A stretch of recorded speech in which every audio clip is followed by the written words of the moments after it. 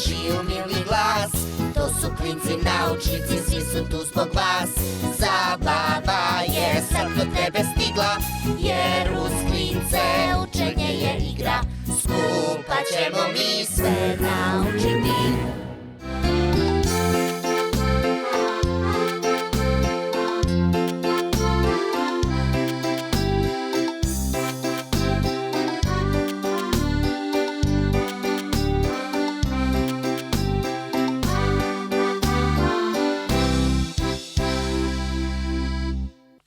Mislim da je vrijeme za pauzu.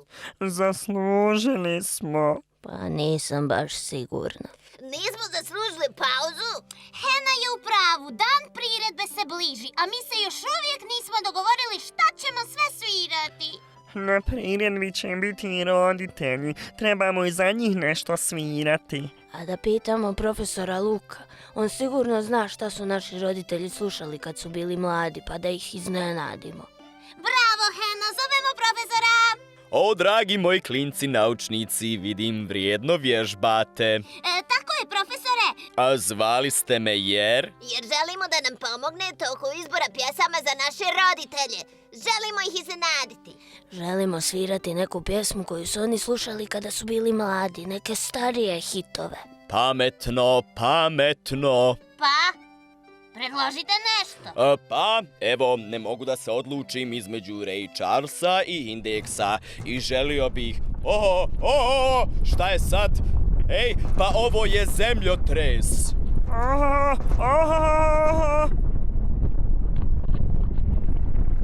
Šta je sad? Zemljotres! Samo bez panike, spustite se na pod, sklupčajte se i pokrijte glavu rukama. Hoćemo li vani? Ne pokušaj bježati. Čini se da je prošlo.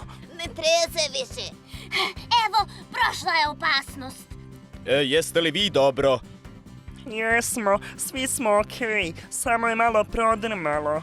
Tek toliko da nas opomene da trebamo znati kako da se ponašamo u slučaju zemljotresa i da budemo oprezni. Ja nisam znao da ne trebamo bježati, a sada kada razmislim da sam potrčao vani da se nešto srušilo u stubištu, mogao bih nastradati. Tako je, zato je bitno da znamo kako da se ponašamo u toku zemljotresa. Moramo to dobro naučiti. Dakle, kao prvo, iako nije nimalo prijatno, treba da ostanemo mirni i pribrani bez panike, jer nam panika nikako ne može pomoći. Da, kada padaju stvari oko tebe, teško je ostati miran. Teško jeste, samo umjesto da dopustiš panici da te obuzme i da nešto nepromišljeno uradiš zbog čega bi mogao nastradati, ti se sjeti bitnih pravila ponašanja tokom zemljotresa. Dum dum dum dum dum dum dum dum dum dum dum dum dum dum dum dum dum dum dum dum. Ako knjige na polici same prema tebi krenu, nije želja za učenjem, shvati to ko opomenu. Ako čaša se izlije, nije zato što si žedna, da oprezna, budna, budeš opomena. Još je jedna. Zemljotres je, sve se trese, zemljotres je, sve se kreće, predmeti se sami miču, pokreće se i drveće. U toj zbrci neviđeno iznenada ti se nađeš, zato uvijek budi spremna u nevolji da se snađeš. U toj zbrci neviđeno iznenada ti se nađeš, zato uvijek budi spremna u nevolji da se snađeš. Čuo sam šta se dešava za vrijeme zemljotresa, samo mi nije jasno zašto se zemljotres uopće desi. Šta ga izazove? Zbog čega se zemlja trese? Dobro si pitao. Kada se pomjera zemljina kora, javlja se zemljotres. Ali o tome ćete učiti u školi. Sada je bitnije da naučite kako da se zaštitite kada osjetite da se zemlja trese. Jedva čekam. Dakle, da se podsjetimo. Ako si u krevetu kada počne zemljotres, sklupčaj se pored kreveta. Zar nije bolje pod krevet? Nipošto, upamtite, nipošto pod krevet, nego pored kreveta. A je li pametno da se pokrijemo jorganom ili ćebetom preko glave?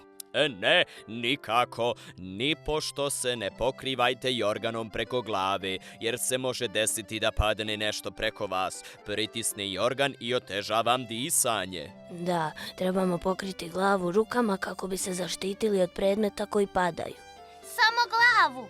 Zašto ne cijelo tijelo? Zato što su u pitanju sekunde i nemate vremena za to. Najprije treba glavu čuvati. I ovo je važno. Držite se za neki stabilan i čvrst predmet, kao na primjer stol, dok podrhtavanje ne prestane. Recimo za mene, ja sam čvrst i stabilan, samo što ja nisam predmet.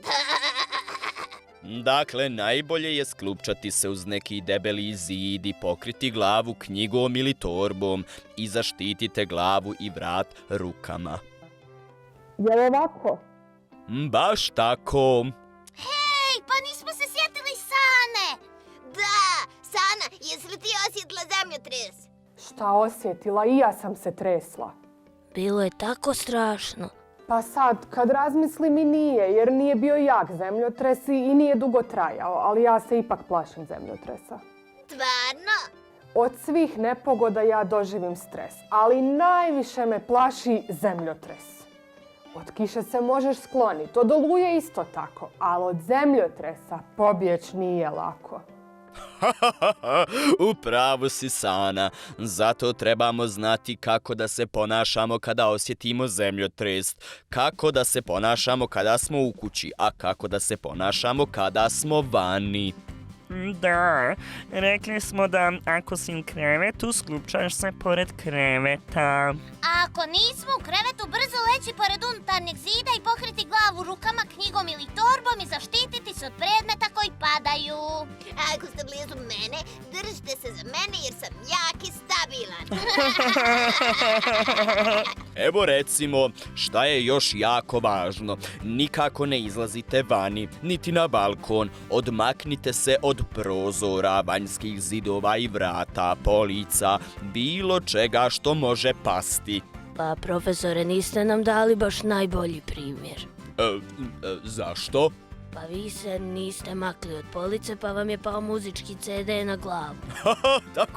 Tako je. Srećom nije neki težak CD. To su Indeksi, moja omiljena grupa. Da je bio, recimo, Wagnere, to je već teže.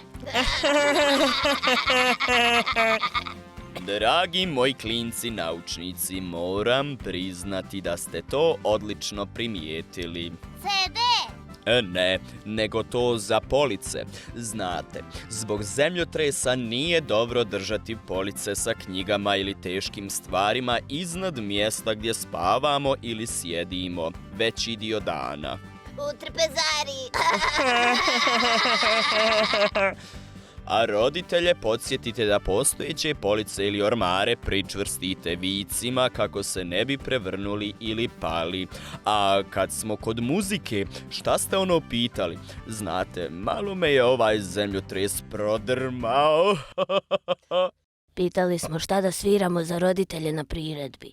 Pa nas je zemljotres prekinuo. I šta bi mogli da sviramo? Pa kad već držim u ruci ovaj CD, može li nešto od Indeksa?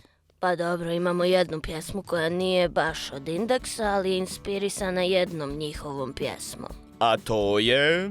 Da sam ja neko. Da sam ja neko, zalio bi svaki cvijet i pazio svu dječicu, to bi bio ljepši svijet. Da sam ja neko, nevolja bi bilo manje, svoj dječici svijeta prenio bih svoje znanje. A svoj djeci svijeta i ovo bi rekao, stalno skupljaj nova znanja, zaista ćeš biti neko. A svoj djeci svijeta i ovo bi rekao, stalno skupljaj nova znanja, zaista ćeš biti neko.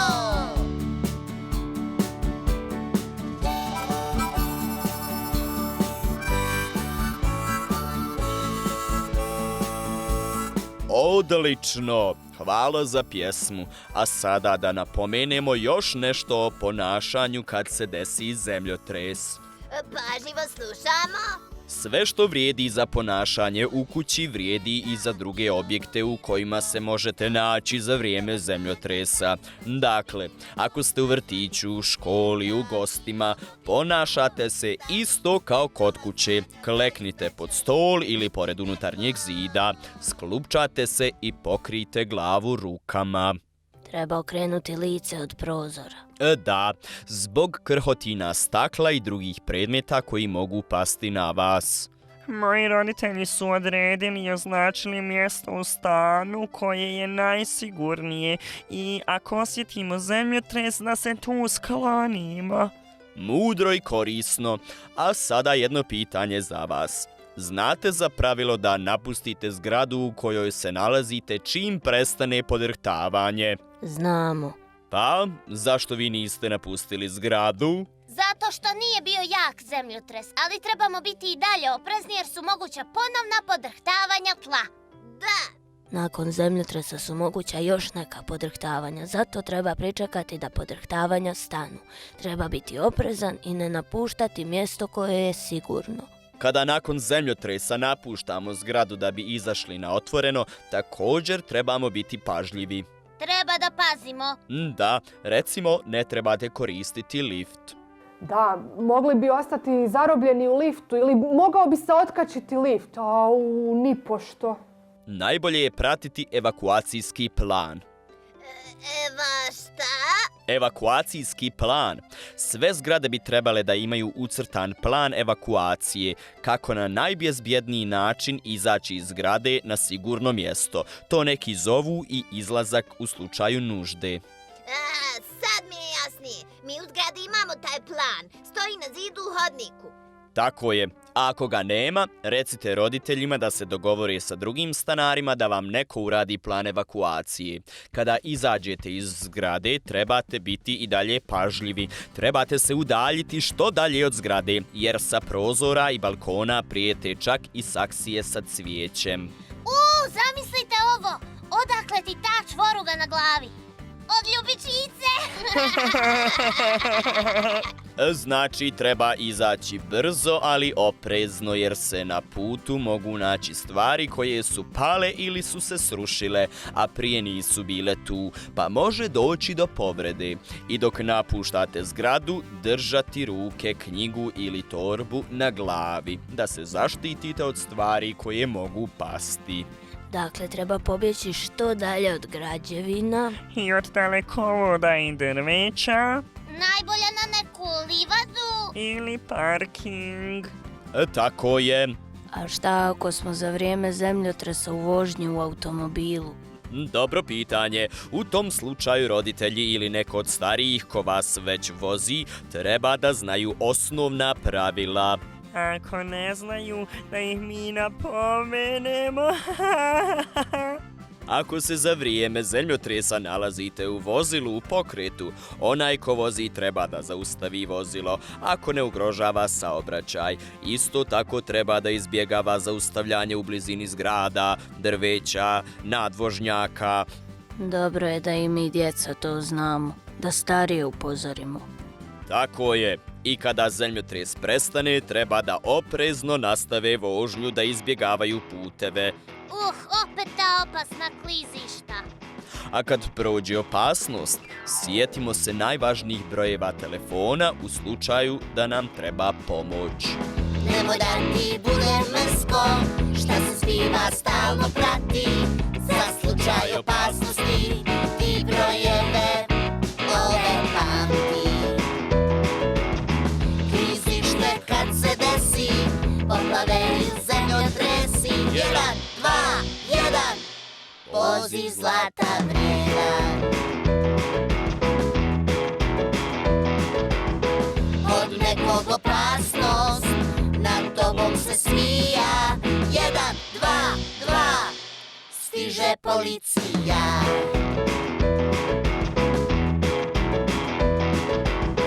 Kada se zbog požara plameni ježičci dižu. 1, 2, 3, vatrogasci stižu.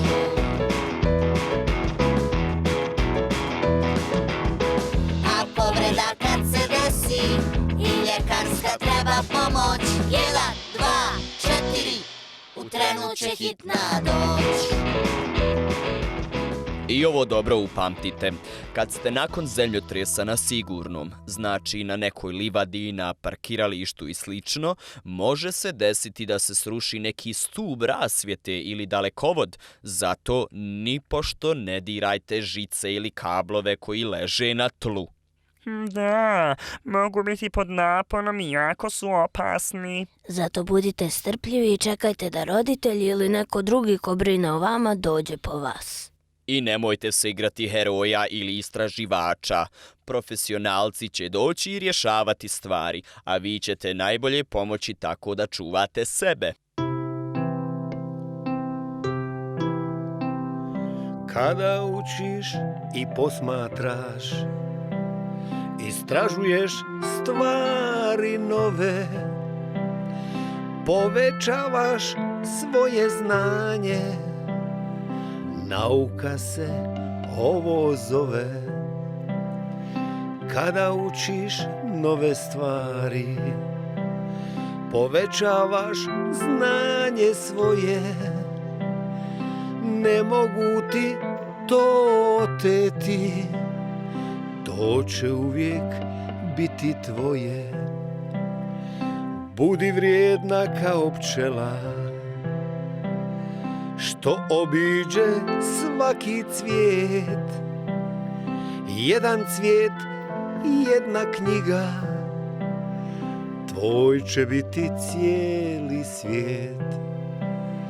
Svaki cvijet, nova knjiga, tvoj će biti cijeli svijet.